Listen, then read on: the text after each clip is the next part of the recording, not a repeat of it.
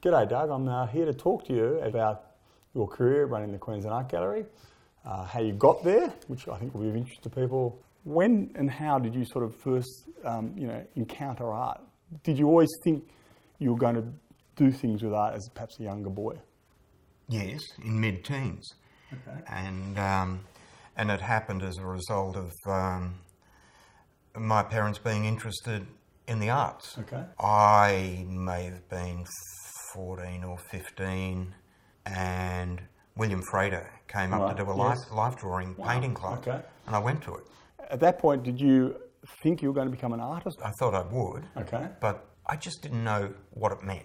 So how would you describe the VCA in the very first years of the 70s? It was fantastic. It was a studio school. Right. If you didn't look like you were going to make it, they just quietly tell you, just go away. Okay, right. It was practice-based, it did art history. Right. So you were getting interested in ideas about art history studying at the VCA? I was totally preoccupied with it. Okay. I was so keenly interested in art history at the time that I made a point of visiting as many artists as I could of the generations that preceded me. Right. So Noel Counihan became a good friend, hung out with Roger Kemp, saw a bit of John Brack, Fred Williams, and there's a little portrait he did of me downstairs. Yes. When I found out that I had access or the potential to access people that I admired, I sought them out. What qualities do you think you gained from studying at an art school? Under my circumstances, it was developing the hoariest old cliche imaginable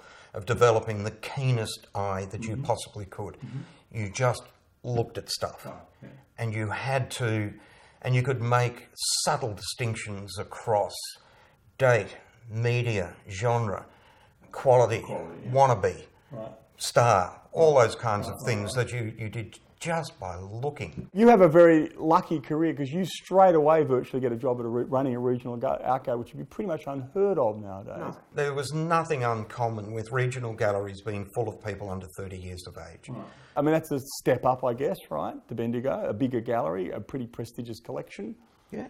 What are the things you remember of those two places? The first big difference between then and now, of course, is now it's manic programming. Yes, okay. And back then it was the status of collections, and you would think really deeply and carefully about what you acquired with limited budgets, but in the context of the collection, because you were going to be judged by the collection and its development, and that's changed dramatically. Why would you go, to the Queensland Art Gallery, which, let's say in 1987 when you get there, is under Joe? Well, I think, if you look at Ballarat, Bendigo and Geelong, their collections of 19th century Australian art just win hands down over Queensland. What made you want to do that? It had an astonishing new building. The best. I didn't have to think about a future other than, in terms of building-wise, other than what might happen culturally. So that was really good. I was at ideological opposites to the government that I was going to work for. But, everything has a vanishing point. Remind me of the year the balance was on, which is a very decisive... 1990. That's, I guess, what we call that, a sort of white-black collaborative exhibition. Correct. But it wasn't making a distinction between traditional, quote-unquote, and contemporary Aboriginal art, which is very innovative to start with. And also didn't shy away from kitsch. Yeah, sure. And it was a quite liberating experience because we didn't quarantine anything. And it was all there. It was inner urban, it was regional, it was remote. Doug, there's something I want to ask you about and put on the record, and that's the Asia Pacific Triennial. It's something that people have always discussed. It's a very important moment in the history of Australian art, and people have often asked you about your role in it. The trustees backed me with some really pretty radical decisions, which was not to reject art history, and by that I mean I'm rejecting a lot of the things that I was most keenly interested in myself personally, but to actually look increasingly to the art of our time. So who was sitting around the room when you started to throw this idea around? No one, me. My interest in Asia was self-evident. But the thing that struck me most of all was the longer the 20th century went on, the less Asian art was collected. Point is, the Asia Pacific Triennial was different because it was born as a project, which was an exhibition and an event, but it was also contained work in which it could be acquired for the collection. It was a curatorial construct, and it was fraught with uncertainty because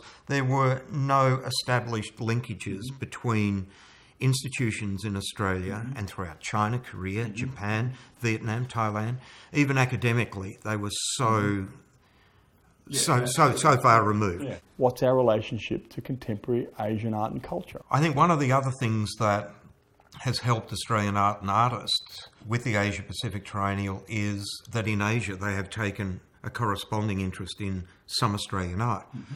So if Australian art is shown in Beijing or Shanghai, the chances are it will get a greater profile because of an international audience, both East Asian and Western, by being in Shanghai, for example, or Tokyo, than it would, in Sydney or Melbourne. Yes. Let's name for you some of the most important artworks from the exhibition. I think, showing Murakami, Mr. Dobb and the installation for the first time, and this sort of, expression of a kind of funky Japanese pop, which has always been inseparable from Japanese illustration, anime, manga, and what have you.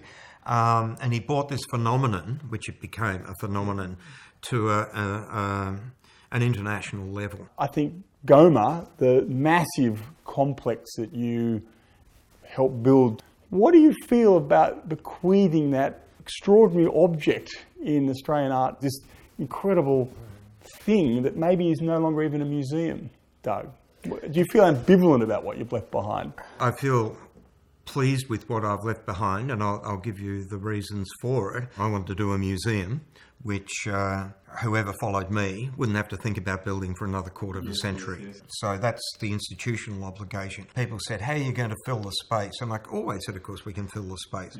It's a very particular kind of space. It's not a traditional museum space. The idea was, if you're going to get a lot of people in, to use the spaces at ground level as big pavilion-like spaces where people go to and come to. The further up you go, the quieter and more contained the spaces become. It is a pavilion. It is unmistakably a pavilion. The 19th century is full of pavilions as great, accessible, democratic institutions. And this is certainly one of them. You left the Queensland Art in 2007. Yep. After 20 years. To the day. To the day. You've become the commissioner for the Venice Biennale. Yeah, why did you decide to do that? One building, one artist, one project. Right. That's what I wanted to do. I just look at art now. Okay. That's what I do. All right, Doug. Well, it was great having a chat to you, and I want to thank you for your time. Thanks for that. All good fun. Thank you.